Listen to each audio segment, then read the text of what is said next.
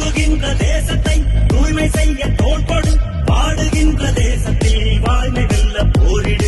நீதிக்கான போராட்டம் முடிவதில்லை, உரிமைக்கான முழக்கம் ஓய்வதில்லை.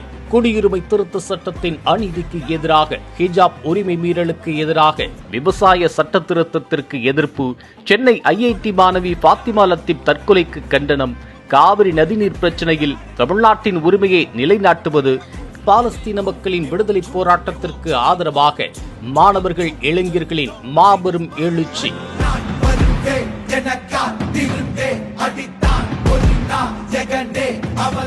மனிதநேய மக்கள் கட்சி மாணவர்கள் இளைஞர்கள் ஒன்று கூடல் நிகழ்வு. அனைவரும் வருக. மாநில துணை பொதுச் செயலாளர் 50வது வார்டு மாமன்ற உறுப்பினர் எம் யாக்கூப் அவர்களின் வரலாற்று சிறப்புமிக்க உரை. நாள் வெள்ளிக்கிழமை. இடம் மேற்கு தாம்பரம் ராஜகோபால் திருமண மண்டபம். நேரம் மாலை 4 மணி முதல். நம் வரலாற்றை மீட்டெடுக்கவும், அநீதிக்கு எதிராக குரல் கொடுக்கவும் வாருங்கள். தாம்பரத்தில் ஒன்று கூடுவோம், அணி திரள்வோம், அநீதிக்கு எதிராக.